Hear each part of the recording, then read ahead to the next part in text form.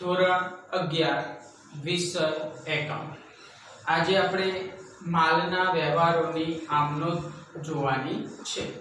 તો માલના વ્યવહારોની જે આમનોંધ છે એની આપણે થોડી પ્રાથમિક માહિતી પહેલા મેળવી કે જેથી કરીને આપણે આમનોંધ જે તમે તૈયાર કરો તો એ તમને સરળ પડે એ માટે આપણે એની પહેલી પ્રાથમિક માહિતી વિશે થોડી ચર્ચા કરીશું।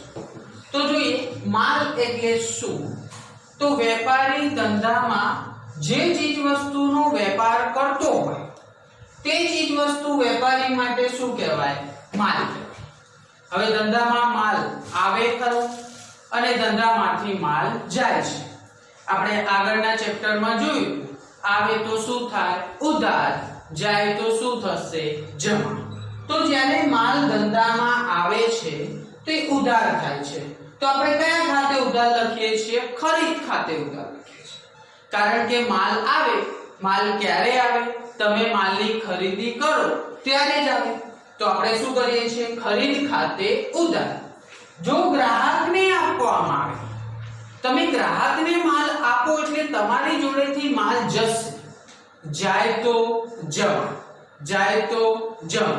તો વેચાણ ખાતે જમા થાય, કારણ કે તમે ગ્રાહકને માલ આપો છો, તમે વેપારી છો, તો તમે માલનું શું કર્યું? વેચાણ કર્યું। તમે કોઈ જગ્યાએથી માલ લો છો તો તમે ખરીદી કરો, ખરીદી કરો તો માલ આવે, આવે તો ઉધાર, કયા ખાતે લખવાનું? ખરીદ ખાતે। માલ જાય તો જમા, કયા ખાતે જમા કરશો? તો વેચાણ ખાતે જમા કરવામાં આવે છે। હવે વિદ્યાર્થી મિત્રો, તમે માલ ખરીદ્યો, હવે કોઈ નુકસાની વાળો છે, નુકસાની વાળો માલ આવે તો તમે તેને પાછો આપશો। એ પાછો જ્યારે માલ આપવામાં આવે શું કહેવાય? ખરીદ પરત કહેવાય। શું કહેવાય? ખરીદ પરત। તો ખરીદી ઉધાર થાય તો ખરીદ પરત શું કરવું પડે? જમા કરવું પડે। ખરીદ પરત શું થશે? જમા। આવી જ રીતે વેચાણ, જ્યારે તમે વેચાણ કરો છો, કોઈ માલ સામેવાળાને નુકસાની વાળો આવ્યો અને આપણને પાછો આપવા માટે આવે છે તો શું થશે? વેચાણ પરત। વેચાણ જમા થાય તો વેચાણ પરત શું થશે? ઉધાર થશે। આટલી પ્રાથમિક માહિતી યાદ રાખવી પડે। આમનોંધ જ્યારે લખવાની આવે ત્યારે આટલું યાદ હોવું જોઈએ। ખરીદી ઉધાર, વેચાણ જમા, ખરીદ પરત જમા, વેચાણ પરત શું થશે? ઉધાર થશે। હવે વિદ્યાર્થી મિત્રો ખાસ ધ્યાન રાખજો, જો આગનું નુકસાન હોય, વરસાદમાં પલળી ગયેલો માલ હોય, ચોરાઈ ગયેલો માલ હોય કે ધર્માદામાં આપેલ માલ હોય, જો આ ચાર શબ્દો હોય ને તો ખરીદી જમા થાય।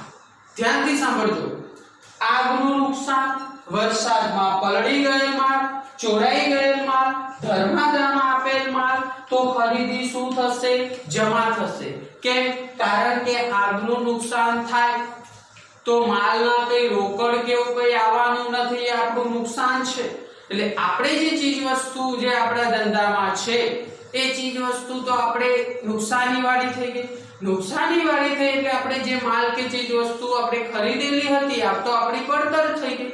તો આપણે ખરીદ ખાતે શું કરવું પડે? જમા કરવું પડે। ક્યારે? જ્યારે આ ચાર શબ્દો હોય, આગનું નુકસાન, વરસાદમાં પલળી ગયેલ માલ, ચોરાઈ ગયેલ માલ, ધર્માદામાં આપેલ માલ, તો ખરીદ ખાતે શું કરવું પડે? જમા કરવું પડે। ચલો વિદ્યાર્થી મિત્રો, આ પ્રાથમિક માહિતી વિશે આપણે આટલી ચર્ચા કરી। હવે દાખલા નંબર 9, દાખલા નંબર 9 તરફ આપણે જઈશું।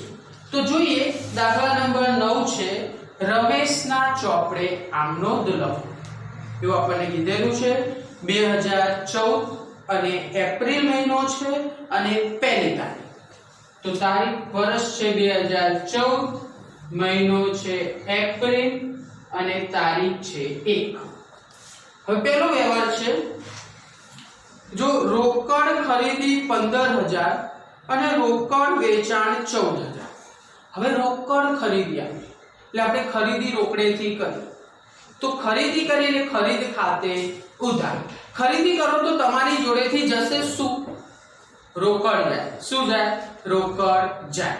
તો ખરીદ ખાતે ઉધાર તે રોકડ ખાતે, તો અહીંયા શું આમનોંધ આવશે? ખરીદ ખાતે ઉધાર, खरीद खाते उधार ते रोकड़ खाते શું થશે જમા તે રોકડ ખાતે જમા કેટલા છે જો 15000 તો અહીંયા ઉધાર કેટલા આવશે 15000 અને રોકડ ખાતામાં જમા બાજુ કેટલા આવશે 15000 બાબત જે આપણે લખવાની રોકડ ખરીદી કરી તે અને એમાં જ હજુ બીજું કીધું છે રોકડ વેચાણ 14000 છે વેચાણ શું થાય જમા થાય વેચાણ કરો તો તમારી જોડે આવશે શું રોકડ આવે શું આવે રોકડ તો રોકડ ખાતે ઉધાર તે વેચાણ ખાતે શું થશે જમા તો કેટલા છે 14000 તો આપણે પહેલી તારીખનો જ વ્યવહાર છે રોકડ ખાતે ઉધાર તે વેચાણ ખાતે જમા કેટલા છે 14000 અહીંયા આપણે લખવાના કેટલા 14000 અને 14 ચલો પહેલી તારીખનો વ્યવહાર શું થયો પૂરો થયો બાબત જેમાં લખવાનું રોકડ વેચાણ કર્યું તે હવે વિદ્યાર્થી મિત્રો તારીખ નંબર છે 5 પાંચમી તારીખનો વ્યવહાર તારીખ છે 5 જો 10000 નો અંગત માલ સ્ટોક ધંધામાં લાવે હવે માલ સ્ટોક ધંધામાં લાવે છે એટલે માલ સ્ટોક આવે છે આવે તો ઉધાર તમે ધંધામાં જે પણ કઈ લાવો એ શું કહેવાય આપણે આગળ વાત કરી હતી શું કહેવાય મૂડી તો મૂડી ખાતે શું થાય જમા તમે ધંધામાં જે પણ કઈ લાવો ને એ મૂડી ખાતે આપણે શું કરવું પડે જમા કરવું પડે આવે છે શું માલ સ્ટોક તો લખવાનું શું માલ સ્ટોક ખાતે ઉધાર તે મૂડી ખાતે કેમ લખ્યું કારણ કે ધંધામાં લાવ્યા તેના તો આપણે લખવાનું પહેલું માલ સ્ટોક ખાતે ઉધાર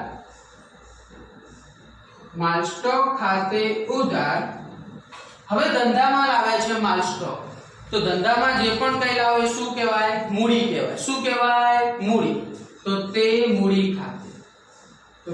મૂડી ખાતે શું થશે જમા તો માલ સ્ટોક કેટલો છે 10000 તો માલ સ્ટોક ખાતે ઉધાર 10000 મૂડી ખાતે કેટલા આવશે 10000 બાબત જે આપણે લખવાની માલ સ્ટોક ધંધામાં લાવ્યા તે બાબત જે શું લખવાનું માલ સ્ટોક ધંધામાં લાવ્યા તે હવે તારીખ છે 7મી તારીખનો વ્યવહાર તારીખ કઈ છે 7 12000 નો માલ હર્ષ પાસેથી ખરીદ્યો વ્યક્તિનું નામ આવે એટલે વ્યવહાર કેવો ઉધાર વ્યવહાર કેવો થયો ઉધાર જો વ્યક્તિનું નામ આવે તો આપણે રોકડ લખી શકીએ નહીં હર્ષ પાસેથી ખરીદ્યો તો હર્ષ શું છે આપનાર છે હર્ષ શું છે આપનાર છે આપણે ખરીદી કરી તો ખરીદ ખાતે ઉધાર તે હર્ષ ખાતે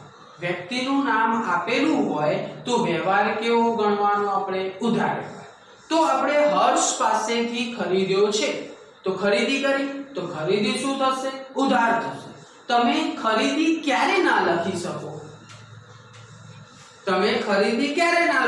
આપણે આગળ વાત કરી તો ખરીદી ત્યારે નહીં લખવાની જ્યારે મિલકતની વાત આવે યંત્ર ફર્નિચર આ બધી વાત આવે ત્યારે આપણે ખરીદી લખી શકીએ નહીં પણ અહીંયા આપણે શું કીધું કે હર્ષ પાસેથી ખરીદ્યો એટલે ખરીદ ખાતે ઉધાર તે હર્ષ ખાતે તો અહીંયા લખવાનું ખરીદ ખાતે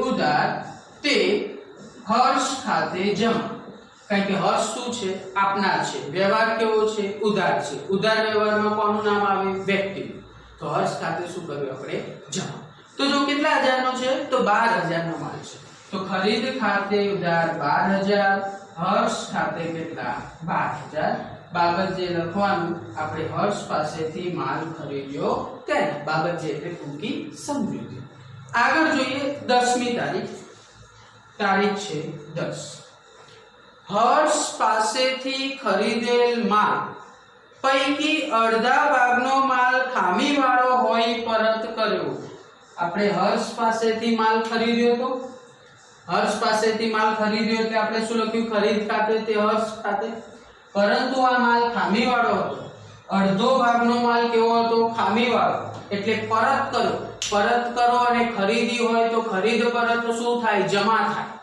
આપનાર કોણ છે? હર્ષ. એ ખાતું શું થઈ જશે? ઉધાર. જ્યારે માલ પરત કરો ત્યારે આમનોંધને ઊંધી કરો તો અહીંયા શું થઈ જશે? હર્ષ ખાતે ઉધાર તે ખરીદ પરત ખાતે શું થશે? જમા. તો ખરીદ પરત ખાતે જમા. હવે તમને શું કીધું? અડધા ભાગનો માલ, એટલે આનો અડધો ભાગ. તો 12000 છે ને અડધા કરો 6000. અહીંયા પણ કેટલા આવશે? 6000. વિદ્યાર્થી મિત્રો, માલ ખરીદેલો પરત કર્યો તે. તો આપણે બાબત જેમાં શું લખવાનું? માલ ખરીદેલો પરત કર્યો તે. હવે તારીખ છે આગળ 12મી તારીખનો વ્યવહાર. તારીખ નંબર છે 12. રમીલા પાસેથી 10000 નો માલ ખરીદ્યો અને તેના અડધા નાણાં ચેકથી ચૂકવ્યા છે. અડધો વ્યવહાર રોકડ છે અને અડધો વ્યવહાર ઉધાર છે. ધ્યાનથી સાંભળજો. રમીલા પાસેથી 10000 નો માલ ખરીદ્યો, અડધા નાણાં ચેકથી ચૂકવ્યા છે. હવે રમીલા પાસેથી કઈ તારીખનો વ્યવહાર? આપણે તારીખ કઈ છે? તો 12મી તારીખ. તો 12મી તારીખમાં તમે જો અડધો ઉધાર છે અને અડધો વ્યવહાર કેવો છે? રોકડ છે. તો આપણે ખરીદેલો છે તો અહીંયા આપણે ખરીદેલો એટલે આપણે અહીંયા લખી દેવાનું ખરીદ ખાતે ઉધાર. કારણ કે યંત્રનું કોઈ પણ મિલકતનું નામ ના હોય ને ત્યારે ખરીદી જ આવે. જો મિલકતનું નામ હોય તો ખરીદી લખી શકાય નહીં. તો અહીંયા મિલકતનું નામ લખવું. બાકી ઉધાર વ્યવહાર હોય તો વ્યક્તિનું નામ, રોકડ વ્યવહાર હોય તો આપણે રોકડ લખી શકીએ છે. તો ખરીદ ખાતે ઉધાર કેટલા છે? જો રમીલાએ 10000 નો માલ ખરીદ્યો તો ખરીદ ખાતે ઉધાર 10000 તે. હવે ખાસ ધ્યાન આપજો, અડધા નાણાં ચેકથી ચૂકવ્યા છે. અડધી જ રકમ રોકડ છે અને અડધી તો ઉધાર છે. તો અડધા નાણાં ચેકથી ચૂકવ્યા. ચેક આવે એટલે આપણે તે બેંક ખાતે શું કરવું પડે? જમા. કારણ કે ચેકથી ચૂકવ્યા છે. ચૂકવ્યા એટલે જાય તો જમા. તો અડધા નાણાં ચેકથી ચૂકવ્યા તો કેટલા આવશે? 5000. હવે અડધો વ્યવહાર ઉધાર છે તો આપણે શું કરવું પડે? વ્યક્તિનું નામ લખવું પડે. તો અહીંયા વ્યક્તિ કોણ છે? રમીલા. તો અહીંયા લખવાનું તે રમીલા ખાતે જમા. કેટલા? 5000. તો 5000 એક આમનોંધ હવે જોઈ લઈએ. તો જો 15મી તારીખની આમનોંધ છે. તારીખ છે 15 તારીખ. તો જો રમીલા પાસેથી ખરીદેલ માલ, ધ્યાન રાખજો, રમીલા પાસેથી આપણે માલ ખરીદેલો, એના ઉપર 30% નફો ચડાવે અને 10% વેપારી વટાવે મીતાને વેચ્યો. તો આપણે રમીલા પાસેથી કેટલાનો માલ ખરીદ્યો? 10000. ધ્યાનથી સાંભળજો, 10000 નો માલ છે. આના 30% કરો એટલે 3000 થાય. 10000 ના 30% નફો ચડાવ્યો એટલે પ્લસ કરો. શું કરવાનો? પ્લસ. તો 10000 જે છે 10000, તો 10000 ના 30% નફો, 30% શું છે? નફો. એટલે કેટલો થશે? 3000. તો અહીંયા કેટલા થયા? 13000 થઈ ગયા. કેટલા થયા? 13000. હવે એમાં તમને શું કીધું? 10% વેપારી વટાવ બાદ કરવો પડે. ને તમને આગળ પણ કીધું તું વેપારી વટાવ આપે એટલે બાદ કરવાનો. તો 13000 માંથી 10% બાદ કરો તો કેટલા થશે? 1300. તો કેટલા આવશે? 11700. તો આપણે વેચાણ કેટલાનું થયું? 11700. તો મીતા ખાતે ઉધાર તે વેચાણ ખાતે જમા થશે.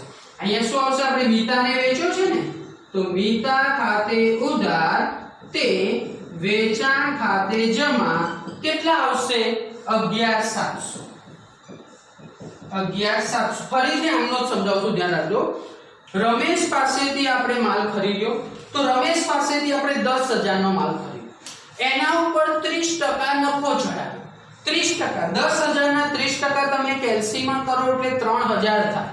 કેટલા થાય? 3000. તો 10000 વત્તા આપણે 3000 કર્યા તો કેટલા થયા? 13000.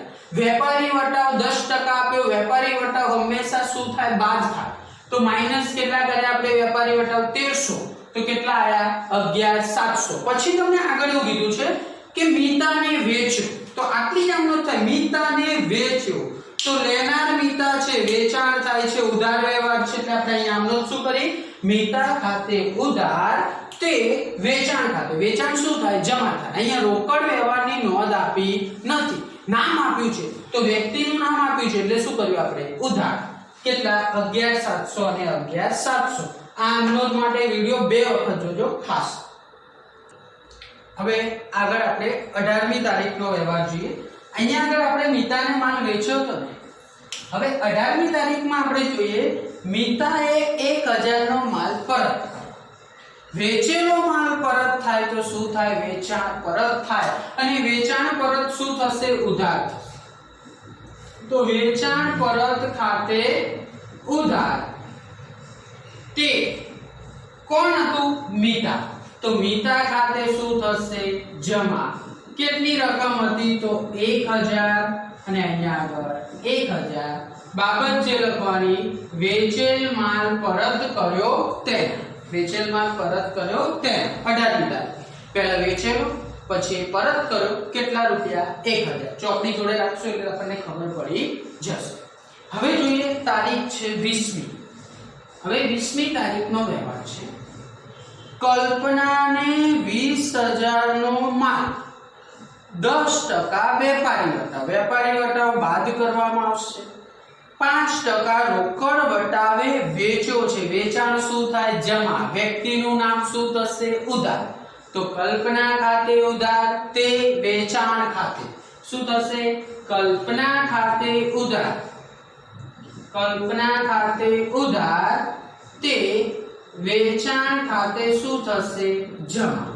20000 ના 10% વેપારી વટાવને બાદ કરી દો, તો 20000 માંથી 10% વેપારી વટાવ બાદ કરો એટલે 2000 બાદ થશે. તો 20000 માંથી 2000 બાદ કરો તો કેટલા રહેશે, 18000. કેટલા રહે, 18000. તો અહીંયા આવશે કેટલા, 18000. રોકડ વ્યવહારની ગણતરી આમાં રાખવાની છે એટલે એને બાદ કરવાનો આવતો નથી, કારણ કે રોકડ વ્યવહારની ચોપડે નોંધ થાય છે, વેપારી વટાવની ચોપડે નોંધ થતી નથી, એટલે એને બહાર કાઢી લેવાનો, ધ્યાન મૂકી દેવાનો.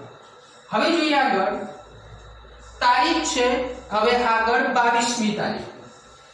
મેં તમને આગળ પ્રાથમિક માહિતી આપી, એમાં કીધું તો આગનું નુકસાન વરસાદમાં પલળી ગયેલ માલ હોય તો ખરીદ ખાતે જમા કરી દેવું, તો આમાં પણ આવશે જ. તો જોઈએ આગમાં 2000 નો માલ બળી ગયો એટલે આગનું નુકસાન થઈ ગયું. પહેલા તો 2000 નો માલ બળી ગયો એટલે આપણે પહેલા લખી દેવાનું આગના નુકસાન ખાતે ઉધાર, આગના નુકસાન ખાતે ઉધાર. આવું આવે એટલે આપણને ખબર પડી જાય ને તે ખરીદ ખાતે શું કરી દેવાનું, જમા. પછી આગળ બધી માહિતી લખવાની. હવે આગળ નુકસાન, વીમા કંપનીએ 1000 દાવો મંજૂર કર્યો, વીમા કંપની આપણને 1000 રૂપિયા આપે છે એટલે આવે છે, તો વીમા કંપની ખાતે કેટલા લખવાના, 1000. તો અહીંયા લખવાનું વીમા કંપની ખાતે, વીમા કંપની ખાતે કેટલા થશે, 1000. અને આપણને ખરીદ ખાતે કેટલા આપેલા છે, જો આગનું નુકસાન 2000, તો અહીંયા ખરીદ ખાતે નુકસાન કેટલું થયું, 2000. હવે વીમા આગનું નુકસાન, વીમા કંપની આપણને કેટલા આપે, 1000, તો નુકસાન કેટલું થયું આપણું, 1000. આગનું નુકસાન 2000 નું થયું હતું, પણ વીમા કંપની આપણને 1000 રૂપિયા આપી દીધા. 1000 આપી દીધા એટલે આપણને નુકસાન કેટલું થયું, 1000 નું થયું. કેટલાનું નુકસાન થયું, 1000. તો આગમાં નુકસાન થયું અને વીમા કંપનીએ દાવો મંજૂર કર્યો તેના બાબત જે આવી લખવાની, આગનું નુકસાન થયું અને વીમા કંપનીએ દાવો મંજૂર કર્યો તેના. હવે તારીખ છે આગળ 25મી તારીખનો વ્યવહાર. હવે આવશે 25મી તારીખ. 500 નો માલ વરસાદમાં પલળી ગયો, તો પહેલું તો વરસાદના નુકસાન ખાતે ઉધાર ને તે ખરીદ ખાતે જમા. ખરીદ ખાતે હંમેશા શું કરવાનું, જમા કરવાનું. તો પહેલા તો આપણે આટલું લખી દઈએ, વરસાદના નુકસાન ખાતે ઉધાર, નુકસાન ખાતે શું થશે, ઉધાર, તે ખરીદ ખાતે જમા. ચલો કેટલાનું નુકસાન થયું, 500. કેટલાનું થયું, 500 નું નુકસાન થયું. તો ખરીદ ખાતે આપણે અહીંયા કેટલા લખ્યા, 500. તો 500 નું નુકસાન થયું એટલે આપણે ખરીદ ખાતે લખ્યા 500. હવે જો ખરીદ ખાતે આપણે 500 લખ્યા અને વરસાદમાં પલળી ગયો 500 નો અને 200 રૂપિયા ઉપજ્યા, એમાંથી 200 રૂપિયા આપણને મળ્યા છે, આવક થઈ છે. તો આવક થઈ એટલે આપણે લખીશું શું? રોકડ ખાતે. તો અહીંયા લખવાનું શું? રોકડ ખાતે ઉધાર. ઉપજ્યા છે એટલે રોકડ ખાતે ઉધાર કેટલા આવશે? અહીંયા 200. તો આપણે 500 નું હતું એમાંથી 200 મળ્યા તો કેટલા બાકી રહ્યા? 300 નુકસાન થયું. તો 300 રૂપિયા શું થયું? નુકસાન થયું. રોકડ ખાતે ઉપજ્યા કેટલા? 200. આપણે ખરીદેલું નુકસાન કેટલું હતું? 500 હતું, એમાંથી 200 મળે એટલે આપણું નુકસાન કેટલું થયું? 300. હવે જોઈએ આગળ 27મી તારીખનો છે. 300 નો માલ નમૂના તરીકે મળ્યો. એની કોઈ રોકડ કે એવી કોઈ લેવડ દેવડ થતી નથી, નમૂના તરીકે મળ્યો છે. એટલે નમૂના તરીકે મળ્યો એટલે એની કોઈ લેવડ દેવડ થાય નહીં, મફતમાં આવે. તો એ બિન આર્થિક વ્યવહાર છે. કેવો વ્યવહાર છે? બિન આર્થિક વ્યવહાર. એટલે 27 તારીખની નોંધ થાય નહીં. તો 27 તારીખનો વ્યવહાર જે છે એ વ્યવહાર કેવો છે? બિન આર્થિક વ્યવહાર છે. બિન આર્થિક વ્યવહારની ચોપડે નોંધ કરવામાં આવતી નથી. હવે લાસ્ટ છે 29મી તારીખનો. જો 29મી તારીખ 250 નો મફત નમૂના તરીકે મળેલ માલ 400 માં વેચ્યો. તમને ભલે 250 નો મફતમાં મળે કે આપણે નહીં જોવાનું, આપણે વેચ્યો કેટલામાં? 400 માં. વેચો તો તમારી જોડે આવે શું? રોકડ આવે. શું આવે? રોકડ. તો રોકડ ખાતે ઉધાર, રોકડ ખાતે ઉધાર તે વેચાણ ખાતે જમા. કેટલા વેચ્યો? તો 400 માં. તો 400 માં આપણે લખવાનું માલ 400 માં વેચ્યો તેમ. તમે કેટલો મફત મળ્યો એની નોંધ નહીં રાખો, તમે કેટલું વેચ્યું છે અને કેટલું ખરીદ્યું છે એનાથી જ એન્ટ્રી વાળો.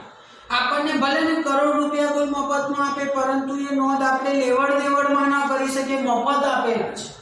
હા, તમે કરોડ રૂપિયાનું વેચાણ કર્યું તો એનું નોંધ થાય. તો અમે 400 રૂપિયાનું વેચાણ કર્યું છે તો એની નોંધ થશે. હવે જો આગળ છે 30મી તારીખ. આ ખાસ ધ્યાન રાખજો, આ મોઢે લખવાનું આવશે. હું બોર્ડ પર લખતો નથી, આ તમારે મોઢે જાતે લખો. 1000 ની મૂળ કિંમતના માલના બદલામાં 1500 નો મોબાઈલ ખરીદ્યો. મેં તમને આગળ કીધું હતું ખરીદી ક્યારે ના આવે? જ્યારે મિલકતનું નામ હોય તો અહીંયા મોબાઈલનું નામ છે એટલે ખરીદીને ઘેર મોકલી દેવાની. તો જ્યારે બી મિલકતનું નામ હોય ત્યારે મિલકતનું નામ ઉધાર થાય ત્યારે ખરીદી નહીં લખવાની. મિલકતનું નામ હોય ત્યારે ખરીદી લખી શકાય નહીં. તો અહીં મોબાઈલ છે તો મોબાઈલ ખરીદ્યો એટલે મોબાઈલ ખાતે ઉધાર. મોબાઈલ યંત્ર કહેવાય. મોબાઈલ ખાતે ઉધાર કારણ કે મિલકત છે. મોબાઈલ ખાતે ઉધાર તમે ખરીદો એટલે તમારી જોડેથી જશે શું? રોકડ. તે રોકડ ખાતે 1500 નો મોબાઈલ ભલે હોય પરંતુ આપણી મૂળ કિંમત કેટલા રૂપિયા છે? 1000. તો 1000 થી જ એન્ટ્રી મારવાની.